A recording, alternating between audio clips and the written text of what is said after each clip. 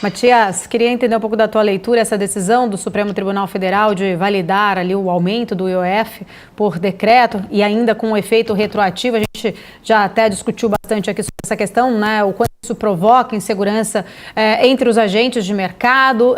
Queria entender um pouco da tua visão, né? O quanto você vê aí, de fato, uma precificação ou até mesmo um impacto disso na curva de juros, no câmbio. Assim, o Brasil está vivendo um momento muito complicado, né? Assim, não tem regra que valha, os recursos são complexos, né?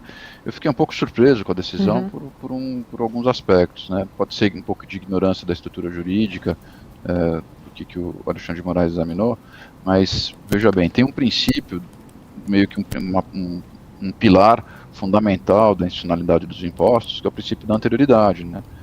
Imposto não é brincadeira, que você vai lá, um dia faltou dinheiro, leva o imposto, assim, não é assim que funciona o mundo.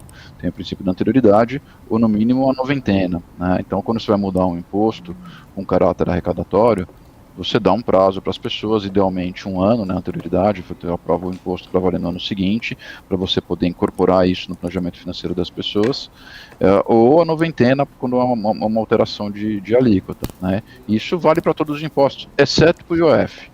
Por quê? Porque o IOF tinha uma alíquota baixinha com caráter regulatório. O governo acabou de aprovar, faz 2 meses que o governo aprovou o orçamento, atrasado, né? Fez as contas, apresentou uma conta fictícia, né? A arrecadação superestimada, despesas subestimadas.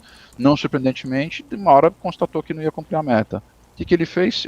Soltou uma medida do IOF mal estudada, né? Tá repleta de erros, teve que ser retificada no dia seguinte, meio que uma vergonha, né? Tem coisas inaplicáveis, as seguradoras não têm como aplicar o IOF para o PGBL e para o VGBL, então é muito complexo.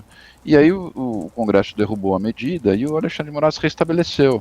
Agora, quer dizer, caiu o princípio da anterioridade da noventena, a gente pode aumentar imposto qualquer dia, porque esse imposto não é mais um imposto regulatório, é um imposto arrecadatório, tanto pelo tamanho da alíquota, que é uma brutalidade, quanto pela confissão do próprio governo que fez isso para fechar as contas. Então a gente ficou surpreso, né? Agora tem que ver se alguma entidade vai entrar com um processo de inconstitucionalidade, porque não pode aumentar imposto na sequência. E outra coisa que me parece complexo no Brasil, né, no nosso ordenamento jurídico institucional, é que antigamente você precisava do Supremo inteiro para decidir questões centrais, né, era esse o ordenamento original. Daí fizeram as duas câmaras. Agora o ministro monocraticamente decide tudo, pode soltar condenados, pode arbitrar um conflito entre o executivo e o legislativo. Então, a questão central, o Roberto estava falando sobre isso, é qual é a regra, né? A economia, o mundo real, a gente para se planejar o que faz, precisa ter uma regra clara, estabelecida, precisa ter o sistema jurídico garantindo o cumprimento dessa regra.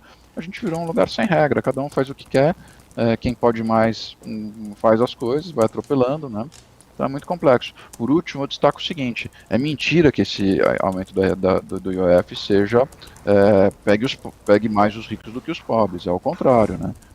Todo mundo que paga uma prestação, que é justamente quem tem menos renda, né? Todo mundo que tem um financiamento, todo mundo que não pode comprar as coisas à vista, vai pagar um IOF majorado, um IOF muito alto.